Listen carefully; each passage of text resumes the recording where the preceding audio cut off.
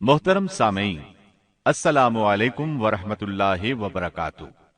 इस बार हम आपके लिए पेश कर रहे हैं क़िससुल अंबिया।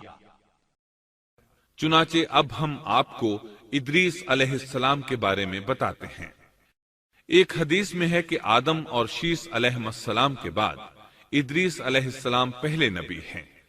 एक दूसरी हदीस में है कि इदरीस अलैहिस्सलाम पहले नबी हैं जिन्होंने कलम के जरिए लिखा और लोगों को किताबत सिखाई। हाफिज इब्ने कसीर ने उनका हुलिया कुछ यूं बयान किया है: पूरा कदो कामत, खूबसूरत, खूब रू, घनी दाढ़ी, उम्दा औसाफ के मालिक, चौड़े कंधे, मजबूत हड्डियां, दुबले पतले, सुरमगी चमकदार आंखें, गुफ्तगू बावकार, खामोशी पसंद, संजीदा और मतीन, चलते हुए नजर नीची, इंतहाई फिक्र खौज के आदि, गुस्से के वक्त सख्त गजबनाक, बातें करने में शहादत की उंगली से बार बार इशारा करने के आदि। इदरीस अलैहिस्सलाम शीस अलैहिस्सलाम की शरीयत पर अमल पैरा रहे। चूंकि इदरीस अलैहिस्सलाम रसूल भी थे, इसलिए अल्लाह की तरफ से मुस्तकिल उन पर शरीयत नाजिल हुई, जिसकी तशरीह व तफसीर करके लोगों को अहकाम इलाही से आगाह फरमाते। इदरीस अलैहिस्सलाम ने जब देखा कि मुफसिदीन ईमान वालों पर जुल्म ज्यादती कर रहे हैं, उनका फसाद बढ़ता जा रहा है और समझाने के बावजूद ये लोग बाज नहीं आ रहे, तो उन्होंने अपने पैरोकारों को जिहाद का हुक्म दिया। इदरीस अलैहिस्सलाम पहले शख्स हैं जिन्होंने अल्लाह के रास्ते में जिहाद किया, गनीमतें हासिल की और दुश्मनों को कैदी बनाया। लेकिन गनीमतें और कैदी उनके लिए हलाल नहीं थे। रसूलुल्लाह सल्लल्लाहु अलैहि वसल्लम पहले रसूल हैं जिनके लिए गनीमतें हलाल की गईं। लेकिन ये बात यकीनी है कि जिहाद सबसे पहले इदरीस अलैहिस्सलाम ने किया। उन्होंने जिहाद के लिए सबसे पहले एक लश्कर तैयार किया, फिर उस लश्कर को दो हिस्सों में तकसीम किया। एक हिस्सा प्यादों पर मुश्तमिल था, दूसरा सवारों पर। चुनाचे भरपूर तैयारी के बाद इदरीस अलैहिस्सलाम ने काबिल की कौम पर चढ़ाई कर दी।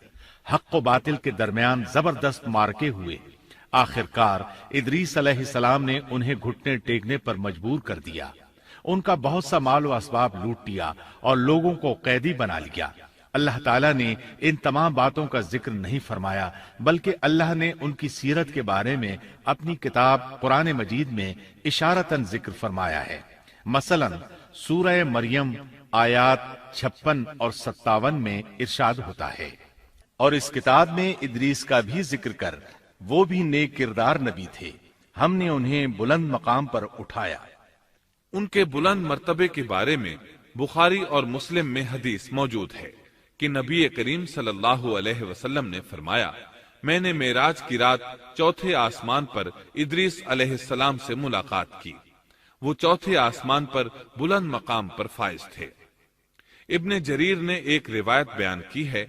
वो रिवायत इस बात की वजाहत करती है कि अल्लाह ताला के इरशाद वरफ़अनाहु मकानन अलिय्या से क्या मुराद है, इसका क्या मफहूम है।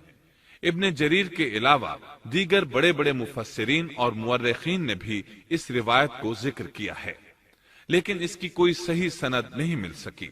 वो रिवायत ये है। इब्ने अबी हातिम वगैरह ने इस रिवायत को हिलाल बिन यसार से बयान किया है।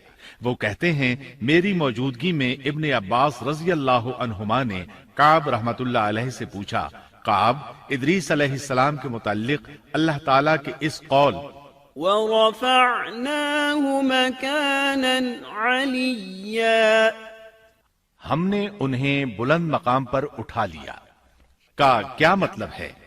तो काब रहमतुल्लाह अलैहि ने जवाब दिया, अल्लाह ताला ने इदरीस अलैहिस्सलाम पर एक मर्तबा ये वही नाजिल फरमाई, ऐ इदरीस, तमाम अहले दुनिया जिस कदर रोजाना नेक अमल करेंगे, उन सब के बराबर में तुझे हर दिन अज्र दूंगा। इदरीस अलैहिस्सलाम ने यह सुना तो उन्हें ख्वाहिश महसूस हुई कि मेरे आमाल में रोज अफसू इजाफा हो, इसलिए उम्र का हिस्सा तवील हो जाए तो अच्छा है। उन्होंने वही इलाही और अपने इस ख्याल को एक रफीक फरिश्ते पर जाहिर करके कहा, इस मामले में मौत के फरिश्ते से गुफ्तगू करो ताकि मैं नेक आमाल का ज्यादा से ज्यादा वक्त हासिल कर सकूं। اس فرشتے نے جب یہ سنا تو ادریس علیہ السلام کو اپنے بازوؤں پر بٹھا کر لے اڑا۔ جب یہ چوتھے آسمان سے گزر رہے تھے تو موت کا فرشتہ زمین پر آنے کے لیے اتر رہا تھا، وہیں دونوں کی ملاقات ہو گئی۔ دوست فرشتے نے موت کے فرشتے سے ادریس علیہ السلام کے بارے میں گفتگو کی۔ موت کے فرشتے نے دریافت کیا، ادریس علیہ السلام کہاں ہیں؟ اس نے کہا، میری پشت پر۔ موت کا فرشتہ کہنے لگا، مجھے اللہ کی طرف سے یہ حکم ملا ہے کہ چوتھے آسمان پر ادریس علیہ السلام کی روح قبض کروں، اس لیے میں سخت حیرت میں تھا کہ یہ کیسے ممکن ہے۔ ادریس علیہ السلام تو زمین پر ہیں۔ چنانچہ موت کا فرشتہ ادریس علیہ السلام کے پاس آیا، ان سے اجازت طلب کی اور ان کی روح قبض کر لی۔ انبیاء کو یہ امتیاز حاصل ہے کہ فرشتہ ان کی اجازت کے بغیر ان کی روح قبض نہیں کر سکتا، اور رسول اللہ صلی اللہ علیہ وسلم کو تو یہ اختیار دیا گیا کہ آپ دنیا میں مزید رہنا پسند کریں تو رہ سکتے ہیں، یا پھر رفیق اعلیٰ کی رفاقت کو پسند کر لیں۔ آپ نے رفیق اعلیٰ کی رفاقت کو پسند فرمایا۔ اس طرح ادریس علیہ السلام کی روح چوتھے آسمان پر قبض کی گئی۔ انہیں بھی عیسیٰ علیہ السلام کی طرح آسمان پر اٹھایا گیا۔ فرق یہ ہے کہ عیسیٰ علیہ السلام کی روح قبض نہیں کی گئی۔ یہ واقعہ نقل کر کے کعب رحمت اللہ علیہ فرماتے ہیں کہ اللہ تعالیٰ کے ارشاد وَرَفَعْنَاهُ مَكَانًا عَلِيًّا کی تفسیر یہی ہے، لیکن درست بات یہ ہے کہ یہ اسرائیلی روایت ہے۔ ادریس علیہ السلام کی وفات ہو گئی تو لوگ فساد میں اور بڑھ گئے، ان میں شر پھیل گیا، تاہم وہ توحید پر قائم رہے۔ بت پرستی کا ان میں کوئی شعور نہیں تھا۔ لوگ آدم علیہ السلام کی وفات کے 1000 سال بعد تک توحید پر قائم رہے۔ ان میں فسق و فجور ضرور تھا لیکن شرک نہیں تھا۔ اللہ تعالیٰ کے اس ارشاد كان الناس أمة واحدة دراصل لوگ ایک ہی امت تھے کا یہی مطلب ہے۔